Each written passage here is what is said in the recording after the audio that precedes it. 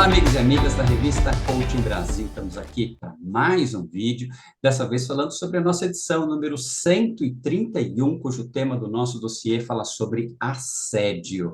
Coisa que acontece em todo lugar, mas as pessoas falam muito pouco disso. Então, nós resolvemos trazer esse tema e trouxemos um time maravilhoso para falar sobre isso. E no vídeo de hoje, eu vou conversar com minha amiga Meilin Canizares. Meilin, seja muito bem-vinda. Gratidão pela sua participação nesse nosso dossiê. Obrigada. Eu que agradeço também a oportunidade. Muito bom. A Meilin, ela escreveu um artigo intitulado O papel dos líderes na criação de um ambiente de trabalho livre de assédio. É um grande desafio e é sobre isso aqui que nós vamos conversar um pouco com ela. Mas antes disso, nós temos que começar com a nossa pergunta clássica para todos os nossos autores, que é a primeira pergunta que abre os nossos papos aqui. Está preparada, Meilin? Vamos lá. Vamos lá. Vamos ver. Então vamos lá. Meilin, quem é você? Nossa, que pergunta complexa. Pois é. Pois é, mas sou uma mulher, né? Isso também me situa aí num determinado espaço de experiência no coletivo. Sou psicóloga, me achei nessa profissão. Escolhi psicologia porque eu queria ajudar pessoas e, e eu acho que faz sentido isso, tá? É um norteador para mim, da minha carreira até hoje. O que mais que eu posso te contar? Sou uma pessoa que valoriza muito a ética, a integridade, agir da forma correta. Acho que é isso. Moro em Pinda, tive carreira em recursos humanos, aí eu vou contar um pouquinho da minha carreira também, que conta um papel, né, social que eu desempenho. Fui gestora de pessoas, trabalhei com desenvolvimento de liderança desde o início da minha carreira, desde os 23 anos de idade, eu comecei a estudar esse tema, era um tema que me interessava muito, é um tema que eu desejei ser também gestora, líder ao longo da minha carreira, fui, e trabalhei muito com esse desenvolvimento de liderança. No começo, eu fico olhando para trás e falo, meu Deus, como é que eu consegui dar os treinamentos sem ter experiência prática? É que eu lia bastante. Eu lia pesquisas que eram feitas, eu lia livros que estavam, né, sendo divulgados, e aí, com esse conhecimento organizado, eu dava os treinamentos, mas eu ainda não tinha a experiência Uhum. prática. E hoje eu trabalho de novo, né? Eu tive um período na empresa e depois saí, me dedico hoje ao coaching e ao treinamento de novo para desenvolvimento de lideranças e fortalecimento de equipes. E agora juntei, né, o conhecimento mais teórico com o prático. Acho que essa sou eu. Muito bom. Você que está nos ouvindo aqui, como é que você responderia a essa pergunta? Em quem é você? E aqui É muito vou ampla. aproveitar um pouquinho você, Miri. Você é Tá bom. psicóloga. E quando a pessoa Aham. é psicólogo, mexe, ela é muito, muito assim, enfronhada na área de humanas, né? Lidar com o ser humano. Eu gosto de provocar um pouco mais, né? Então vamos lá, Tá vamos fazer bom. uma brincadeira aqui. Você me contou seu gênero, você me contou onde é que você mora, você me contou o que você estudou, mas não foi nada disso que eu te perguntei. Eu te perguntei Tá. quem é você. E aí, como é que você sai dessa em um minuto? Aham. Nossa, em um minuto? Meu Deus. Quem sou eu? Primeiro, aí vem minhas crenças, né, Luciano? Eu sou uma alma eterna, encarnada. e sou uma pessoa que quer fazer o bem, quer fazer as coisas corretas, se importa com os outros, se importa em deixar um legado, em fazer a diferença para algumas pessoas que passarem na minha trajetória. Acho que essa sou Legal. eu. Então, essa daí, quando a gente fala em autoconhecimento, né? Essa daí é a perguntinha-chave, né? Quem sou eu? E quando a gente começa a se livrar de tudo aquilo que nos define, né? Como nome, família, parentesco, filho, pai, mãe, formação, a gente começa a entrar. E aí, né? E aí eu já contei aqui em Uhum, vários vídeos uma vez que eu fui fazer uma imersão em autoconhecimento, né? E era uma semana, era assim, era uma semana inteira de imersão. E quando eu cheguei lá, estacionei o carro, um bosque bonito, estacionei o carro, fui até a recepção, tinha uma senhora muito simpática, e ela olhou para mim e falou assim: Quem é você? Eu olhei para ela e falei: Por enquanto serve meu nome? Ela deu uma risada, aham. falou: Por enquanto serve, por enquanto serve. Porque eu vim aqui exatamente para aprofundar nisso, né? Uhum, Muito bom. Eileen, vamos falar sobre assédio. É gozado aham. que normalmente a gente não vê muito falando sobre esse assunto. Esse assunto é um pouco tabu, porque mexe muito com estrutura de poder e coação e coisas que são muito delicadas, né? E é interessante que no seu artigo você também cita um caso pessoal, né? Então, já Uhum, conversei aqui num outro vídeo com a Tati, e a Tati contou um caso pessoal dela, né? Então, só para aham. rememorar aqui, pessoal, assistam depois o vídeo lá da Tati, e ela também sofria um assédio, e no ponto que ela não aguentava mais, ela foi lá e pediu a conta. E o líder, então, falou: se eu mandar aquela pessoa que te assedia embora, você fica? Né? E o título do artigo dela é Eles Não Vêm. Então, aqui Aham. nós caímos no seu artigo, eles, a liderança. Será que a liderança não vê o que está acontecendo? Então, Melim, começa assim, essa nossa conversa se perguntando por que as lideranças se calam tanto frente a um assédio que todo mundo sabe que está acontecendo? Olha, minhas teorias, né, Vamos com lá. relação a isso, até porque o caso que eu tive pessoal de assédio era de uma colega, não era Uhum, de uma pessoa acima de mim hierarquicamente, e também me perguntava isso. Acho que essa é uma boa pergunta, porque a liderança que estava lá e tinha dois níveis de liderança assistindo, a gente trabalhava todo mundo no mesmo setor, na mesma sala. Era aquela política de portas abertas, todo mundo no mesmo espaço. E tanto a gestora direta quanto o outro gestor maior da empresa não enxergavam ou faziam de conta. uhum, Então, e aí que eu tenho algumas teorias. Primeiro, alguns líderes talvez não deem a importância, enxergam a situação, mas acham que aquilo não é tão grave, aquilo vai se resolver com o tempo, eles se omitem da solução diante, né, de uma situação de assédio. Outros não se sentem preparados também. Acho que tem uma questão de preparo, porque precisa de uma coragem para abordar essa questão. Você vai entrar num campo de conflito, num campo minado, num campo em que não tem harmonia, e nem todos os líderes estão preparados ou se sentem fortes o suficiente uhum. para entrar nesse campo, né?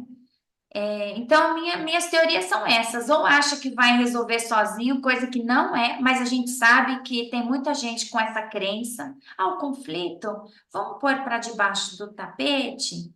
É Uhum. porque sempre tem um conflito por trás, ou É verdade. vários conflitos numa situação de assédio. o assediador também está muito incomodado com alguma coisa e não está. Uhum. A única forma que essa pessoa está encontrando para se Para se expressar é dessa expressar. maneira, Uhum. né? Uma maneira destrutiva, uma maneira super tóxica.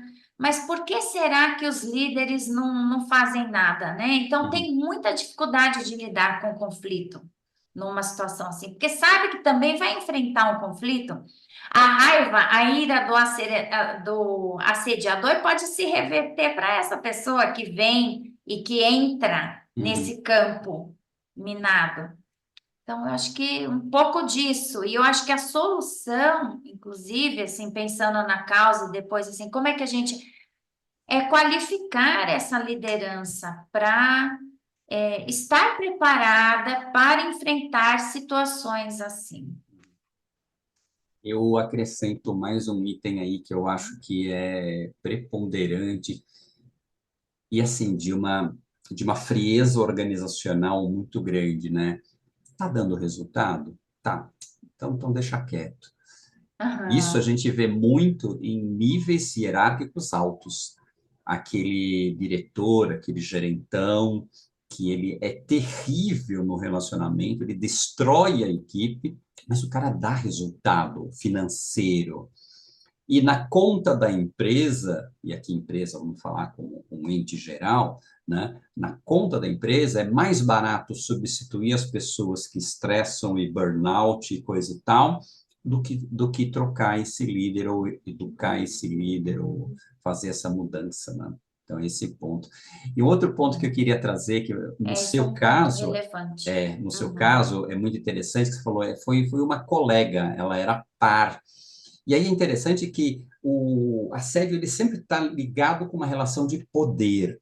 Mas como é que um par faz assédio se ele é par? Mas olha que interessante, não acontecia nada. Então ela se sentia protegida de alguma maneira, Aham, né? E aí, é. quando a gente, enquanto consultor, entra em uma empresa e a gente recebe esse relato, a gente não tem todas as fichas. É como se a gente montasse um quebra-cabeça, né, Melinha? A gente entra na empresa e Uhum. começa a pegar pecinha e vai montando. E, de repente, e eu já vi casos assim, você descobre que aquela pessoa que assedia um monte de gente, ela é amante do chefe e você ficou sabendo, e se o cara manda embora, ela joga isso no ventilador e o cara se ferra na família. Meu, a estrutura é muito complexa. E aí, É. Meli, como é que a gente resolve essas pendengas? Então, não. Aí, olha, se tiver essa, eu acho que é importante a empresa ter uma política com relação a subordinados que se relacionam. É lógico que a gente não vai, se for oculto, secreto, Uhum, talvez passe sem ser notado, né? Sem a empresa intervir.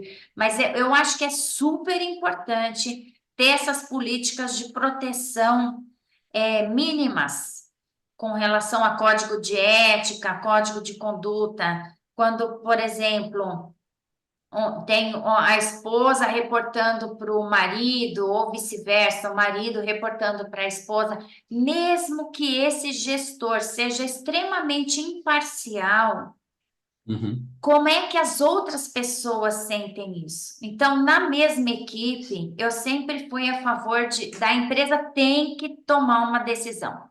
Ou um vai ser remanejado para outra equipe, ou como eu já fui de RH, né? Então, eu acompanhei casos assim. Teve um caso, por exemplo, numa empresa que o maior cargo permaneceu, eles até abriram para a empresa, olha, a gente vai se casar, e ele foi promovido, passaram-se alguns anos, ele uhum, foi promovido para gerente geral daquela unidade. Não tinha como uma pessoa não se reportar a ele naquela hierarquia. Qualquer um ficou sim, abaixo dele naquela sim, hierarquia.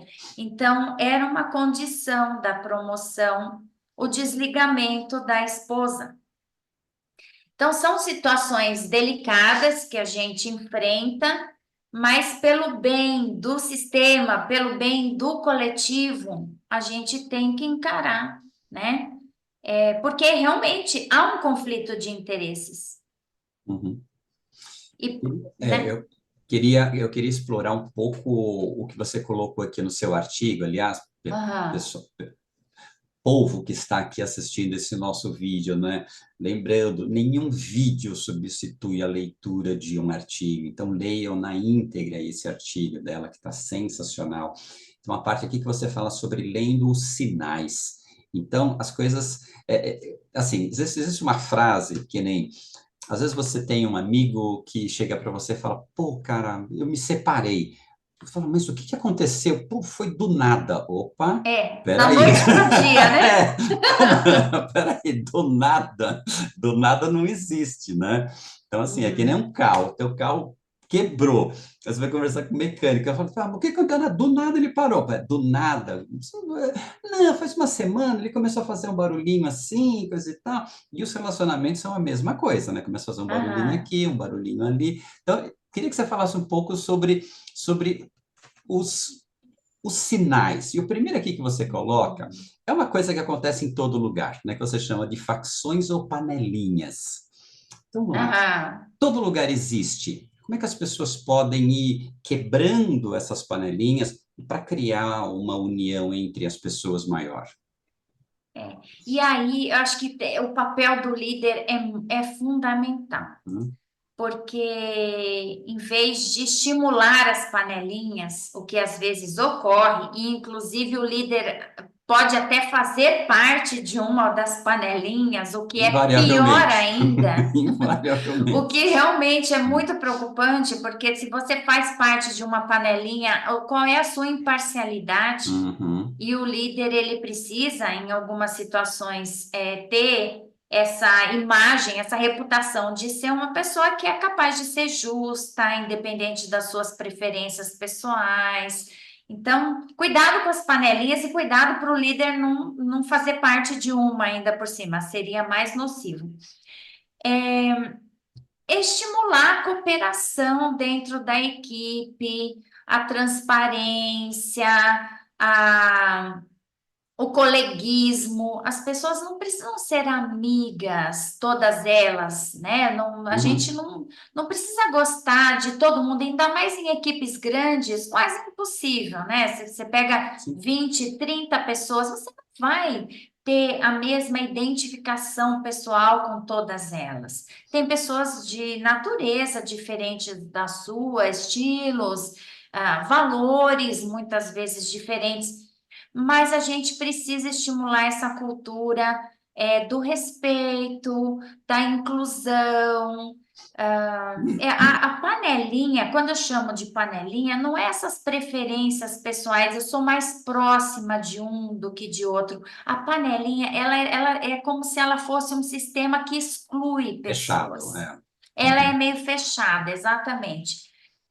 E aí são conversas dentro das panelinhas que daí puxa um outro item que são fofocas, intrigas que são feitas, pessoas falando mal de colegas. Esse clima, ele já é um sinal de que algo não está legal, precisa ser conversado. O líder ele precisa estimular, convidar as pessoas a terem uma postura um pouco mais madura do ponto de vista psicológico, Uhum. né?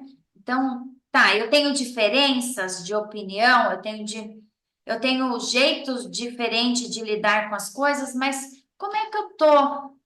Como é que eu tô lidando com isso, com essas diferenças?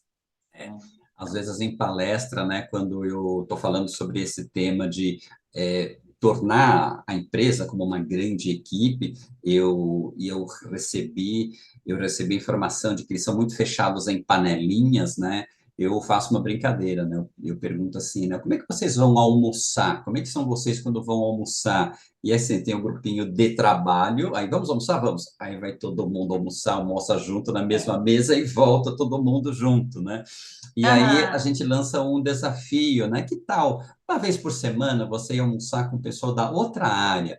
E quando isso começa a acontecer, é muito legal, porque eles começam a descobrir outras pessoas que não são aquele bicho de Exatamente. sete cabeças, ele não é meu inimigo, né? Uhum. Eu tenho uma história pessoal muito legal, na época que eu trabalhava em fábrica, eu era chefe de laboratório, tinha um outro rapaz que era chefe da mecânica da fábrica, e eu tinha atritos com ele ferozes, porque ele era cara fechado, ele era emburrado, ele era um cara agressivo, sempre que ia falar com ele, ele estava de mau humor, até que fomos fazer um treinamento juntos. Foi uma imersão que a empresa fez de vários dias, né, num hotel fazenda. E num desses trabalhos, nós caímos numa dupla juntos. Nossa Senhora, Não. eu, Quando soube, a princípio, nossa, né? eu odiei ele também, né? E aí o desafio nosso naquela conversa em dupla era falar sobre a gente, sobre o pessoal. E Uhum. aí ele começou a contar que ele tinha dois filhos, um era autista, o outro era deficiente mental, era paralítico cerebral, e ele contou, e começou a contar os perrengues que ele vivia na casa dele, e a esposa e tudo mais. Aí eu comecei a entender a situação dele, a dor que ele vivia, e ele transbordava essa dor, né? A partir daí nós viramos amigos. Então, assim, Olha só. quanto dessa É, agressão, né, que não tem por trás uma dor muito forte. E quando a gente vai conhecer a exato. pessoa, você descobre outras coisas, né? Uhum. É, não, com certeza. E eu acho que é bacana quando a gente se dá essa possibilidade de se aproximar. E ó, você falou uma coisa, Luciano, que eu também aprendi. Aprendi com o feedback que eu recebi de um gestor. Essa estratégia de almoçar com mais pessoas, de Uhum, ampliar sua rede de contatos, de não ficar preso num determinado círculo, que é o seu departamento, a sua equipe, e é a sua zona de conforto. uhum. Como faz diferença, Faz né? Você muita diferença. expandir essa rede de contatos. Muita diferença. Deixa eu trazer um outro item aqui que você colocou no seu artigo. Te confesso que é uma coisa que eu nunca vi, então talvez seja da sua experiência, Ah, mas eu tá. nunca vi. É assim, inveja diante do sucesso de alguém da equipe. Nossa, que estranho isso, né? Tem. O pior é que tem. E pessoas relatam isso. Ah, o meu caso foi Hum, exatamente isso, que eu estava sendo promovida por uhum, conta de um desempenho que foi percebido por diretores que iam até a unidade. Então, eu vivi isso, mas eu já vi outros relatos uhum, também de pessoas que, por exemplo, tem equipes que o gestor não pode elogiar alguém em público, uhum. que desperta ciúmes. Então, tudo precisa ser analisado, É. E né? aí a gente vê o nível de maturidade, né, do povo, né? E assim, eu me pergunto mais do que isso, né? Lógico, são pessoas mais imaturas, mas tem naquele ambiente que alguém não pode ter sucesso. Então tá todo mundo se sentindo muito mal sucedido ou mal reconhecido. Uhum, Porque se você tá bem, se você recebe o tanto de atenção e apreciação que você precisa, não importa o outro. uhum. Mas naquele ambiente, a autoconfiança está baixa, né? A autoestima provavelmente está baixa. Será que as pessoas se sentem apreciadas? Então, o líder também, né? O que que o líder faz para reconhecer, para apreciar as pessoas, cada um né, do seu jeito, no seu nível de desenvolvimento? Nili, vamos aproveitar mais uns minutos aqui para a gente falar agora Tá. sobre como é que a empresa pode desenvolver as suas lideranças para que essas lideranças estejam melhor preparadas para lidar com todos esses aspectos, é, das emoções, dessa diversidade e da diversidade de situações que podem acontecer dentro da equipe. É. Tem que ter, primeiro, né? Tem que ter código de conduta, já prevendo algumas situações, porque tem coisas que a gente sabe que são erradas. Por exemplo, roubar, matar, a gente, Uhum, sem dúvida alguma, é errado. Mas tem uma série de circunstâncias que são meio nebulosas. uhum, Não tem assim, aquilo que é certo e aquilo que é errado, mas tem um monte de coisas que assim podem ser certas em algumas situações, em outras não. Então, é, tem que ter um código de conduta para descrever essas situações que são um pouco nebulosas. E todo mundo tem que conhecer o que é comportamento aceitável, o que não é comportamento aceitável no ambiente de trabalho. Ainda mais hoje em dia, com as políticas de diversidade e inclusão, muitas vezes aquele que é o diferente, então é aquela pessoa que já está numa certa desvantagem, ou porque é uma pessoa preta, ou é porque é uma pessoa com alguma deficiência, ou é uma mulher no ambiente que é super masculino. Então, a gente tem que ter consciência de que existem pessoas que são mais sujeitas a certos tipos de comentário, de brincadeira, de discriminação. Então, esses treinamentos que ampliam essa consciência, o que é aceitável, o que não é aceitável. Eu, sendo mulher, né, trabalhei, quando eu era diretora, eu fazia parte de um comitê executivo de homens. Eu era a única mulher dentro uhum, do comitê executivo. E uma das parabenizações que eu recebi quando eu fui promovida, sabiam que eu ia entrar no comitê executivo. Ai, parabéns, né, pela sua promoção. Que pena que você é mulher, uhum. entendeu? E isso a gente está falando de, sei lá, 2000 e quantos? Ai, eu não sei, era 2000 entre 2000 e 2010, ou seja, não é lá em década de 80 que a gente está Uhum. falando isso. E mesmo assim, parabéns, mas que pena que você é mulher. E aí eu fui perguntar por quê? Porque agora a gente vai perder a liberdade nas reuniões do comitê executivo. Uhum. Tá, mas que liberdade é essa que existia antes? Que tipo de brincadeirinha, de conversa que existia nesse fórum que eu Uhum. não poderia participar? Então, esses mindsets, essas mentalidades, essas crenças arraigadas que têm a ver com o jeito que a gente também foi educado nas Uhum. nossas estruturas sociais, sabe? É, isso, isso precisa ser desconstruído, É. Só né? para fazer um parênteses aqui, né? A palavra que vem Aham. assim, as palavras que vêm assim é machismo estrutural, É, né? e a pessoa, se ela soubesse que a fala dela é preconceituosa, ela não teria falado. Quem falou para mim foi o vice-presidente, Olha. e eu tenho certeza que essa pessoa é, não tinha a consciência de que a Uhum. fala dela era machista. É. Tenho certeza, não foi Sim, intencional. sim. Nós É. fizemos uma edição sobre mulher e maternidade.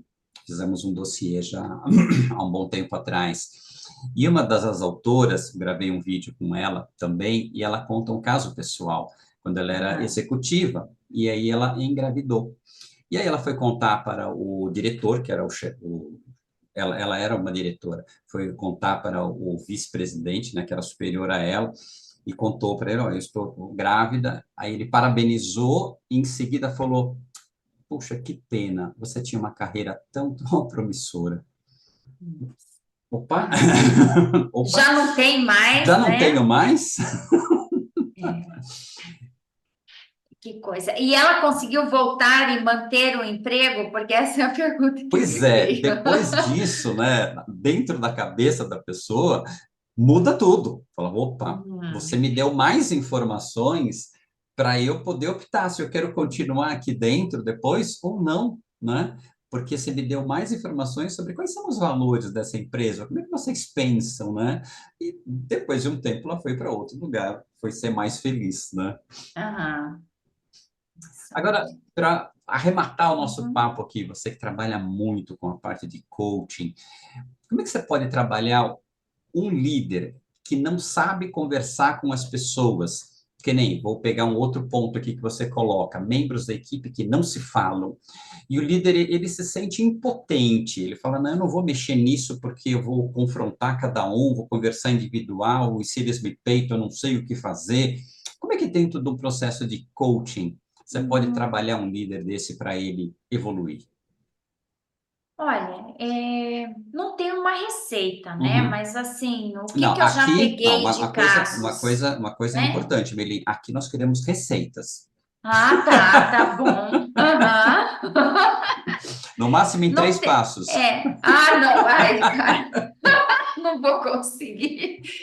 Assim, pode funcionar ou pode não funcionar, mas assim, eu já tive casos de líderes que tinham essa dificuldade. Acho que um primeiro movimento no coaching é ampliar essa consciência dessa dificuldade. Uhum, Então, o coaching serve para você entender claramente qual é a dificuldade, o que exatamente dentro da dificuldade, porque quando fala é dificuldade de comunicação, mas o que está impedindo essa uhum, comunicação?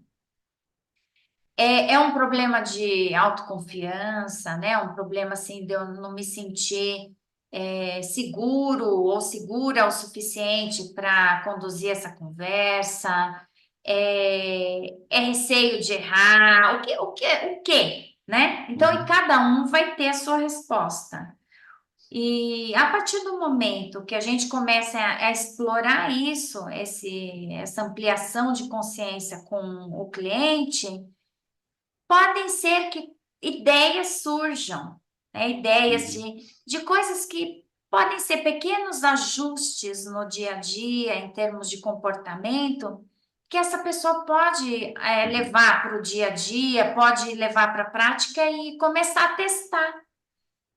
Eu acho que o coaching convida muito a esse espaço de reflexão, ampliação de consciência e também de estimular essa aplicação na prática. Vamos uhum. testar, fazer ajustes de comportamento e ver no que dá? E aí vamos analisar em conjunto.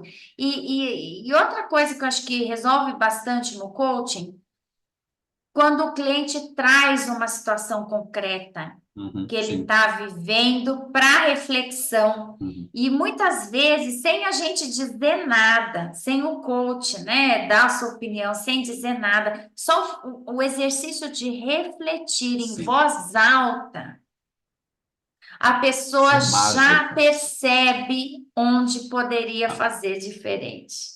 É Então, impressionante, né? Que quando a gente é. fala sobre algo, a gente joga luz naquilo, né? Quando você joga luz, Uhum. você enxerga a coisa. E assim, eu sempre digo, né? A frase que o coach mais gosta de ouvir do seu coach é: Nossa, não tinha pensado nisso. Aham. Isso é sensacional. Pô, Porque que esse é o legal. propósito, Esse é o né, da propósito. sessão. Esse é o propósito. Muito bom. Bem, esse assunto aqui é cabuloso, olha só que termo novo, né? Esse tema É aqui dá verdade. muito pano para manga. Convido você que está nos ouvindo aqui a ler o nosso dossiê na íntegra. Temos vários artigos aqui no nosso dossiê. E depois deixa os seus comentários aqui nesse vídeo. Você já passou por um processo de assédio? Você já viu um processo de assédio? O que que aconteceu? Comenta aqui Uhum. conosco. Melim, uma fala final, um conselho, uma dica, uma bênção. Diga aí o que você quer dizer para o pessoal que está nos ouvindo. Olha, eu queria trazer aqui o convite, se alguém estiver passando por um caso de assédio, às vezes nem sabe que é um assédio de fato, mas algo desconfortável no ambiente de trabalho, algo que está te deixando numa situação complicada, abalando a sua autoestima, ou se sentindo perseguida ou maltratada de alguma maneira, né, desrespeitada. Então, eu convido, primeiro, avalie. e converse com outras pessoas. Não fique com isso só para você, porque eu acho que tem muita gente que fica também. Não, tá bom, vou levando do jeito que dá. Eu acho que é importante pedir ajuda. É importante conversar com pessoas da sua confiança, de preferência de fora da empresa, né? Porque às vezes a gente não sabe quem na dinâmica daquele setor está envolvido, as Uhum. coisas não são assim tão claras, mas tentar conversar com algumas pessoas de sua confiança para ir se fortalecendo e pensando o que mais você pode fazer, porque eu acho que tem que pedir ajuda para a liderança, se tiver um caso de assédio em que a liderança não esteja envolvida, e se tiver envolvida, pedir ajuda para recursos humanos, que é o setor que cuida desses casos. Se tiver um código de conduta, provavelmente o RH vai estar preparado para isso. Uma linha direta, às vezes, tem também na empresa para denúncias, para que haja uma investigação. Não fique passivo, né, Uhum. diante de uma situação assim, porque eu acho que isso faz muito mal. Você levantou uma bola aqui, Meilin, que agora eu preciso cortar. Aham. Você falou assim, vá falar com a área de recursos humanos e coisa e tal. E se a pessoa que está nos ouvindo, passando por uma situação de assédio, fala assim, Meilin, mas como você, eu trabalho em recursos humanos, com quem Ah. que eu vou conversar, então? Então, aí precisa ver se tem alguns canais.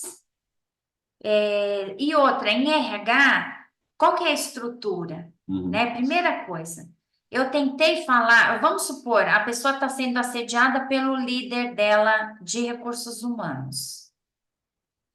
O que que eu posso recorrer na estrutura? Este líder é o líder máximo de recursos humanos ou tem alguém acima? uhum, Ou tem alguém do lado que eu possa pedir uma ajuda, né? Tem um canal de denúncia que possa ser utilizado, que não uhum. vá parar nessa pessoa, Exato. né? Eu acho que tem, assim, é difícil imaginar porque eu não sei a Sim, sim. estrutura, mas mesmo sendo o líder de recursos humanos, pode ser que tenha alguém acima dessa pessoa, do lado, com alguma competência para Uhum. resolver, canais oficiais da empresa, Legal. né? Em último É. caso, gente, é Hum. aquilo que eu fiz. Pedir ajuda, não recebi, vamos que vamos para frente. Vamos que Troca vamos. de empresa, Uhum, certo? Porque assim, ficar num ambiente assim também não é legal. uhum. Agora, deixa eu aproveitar o teu outro chapéu, que é o chapéu de Aham. psicóloga. Você acha que vale a dica da pessoa ir procurar uma terapia para se fortalecer, para ela entender que não é pessoal? Essa é uma das coisas mais difíceis de você entender na questão de violência, né? Eu trabalho muito com a questão de CNV. Uhum. Então, assim, a violência que você recebe não é pessoal, não é com você, é com a pessoa que está fazendo. Aham. Então, quando você passa por um processo terapêutico, isso pode te ajudar a se fortalecer para lidar com esse processo enquanto você não encontra caminhos internos ou enquanto você encontra alguma coisa fora, que é muito mais fácil você É, arrumar emprego empregado do que desempregado, né? é verdade. Eu acho que sim, pode ser um caminho de fortalecimento Uhum, para você colocar, talvez tentar colocar limites nesse outro que uhum. está avançando além da conta.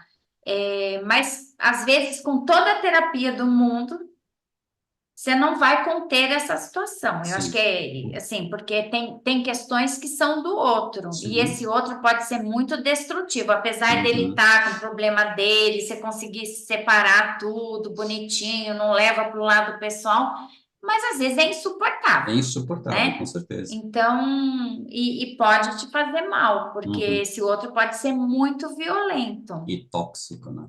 É tóxico, exatamente. Então, ajuda no sentido de você se fortalecer, como você falou, para lidar com esse outro, mas não, talvez não resolva, Com certeza. né? Porque é um problema aí que o outro tá transbordando, né? Uhum. Exato. Melim, gratidão, querida, imensa pela sua participação Imagina. nesse nosso dossiê com o seu artigo Obrigada maravilhoso também. e por esse papo aqui muito gostoso. Gratidão, querida. Te agradeço também, Luciano. Legal. Acesse nossa edição número 131 da revista Coaching Brasil. Torne-se assinante, assim você consegue ler todos os nossos dossiês, 131 dossiês para você ler, fora as outras colunas também, para você se deliciar. Muito conteúdo para você. Nos encontramos no próximo vídeo. Beijo no coração. Até mais.